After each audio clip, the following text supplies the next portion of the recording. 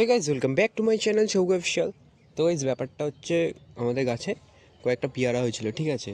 এবার মা দেখেছে, 2 দিন আগে দেখেছে, আর আমার মাথা খেয়েই যাচ্ছে যে পেয়ারাটা পেরে দে, পেয়ারাটা পেরে দে, পেয়ারাটা পেরে দে। এমনি সময় বলে না। এই পেয়ারা মানে পেয়ারা গাছটা পুকুর ধারে, বুঝলে তো।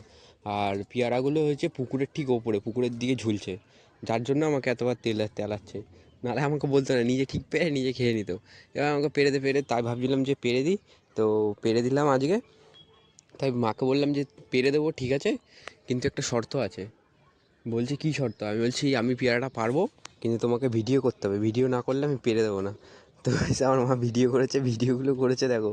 একবার নিচে নিচ্ছে, একবার ওপরে নিচ্ছে। আমি যে কতটা কেটেছি, মানে কীভাবে এডিটটা করতে হয়েছে আমিই জানি।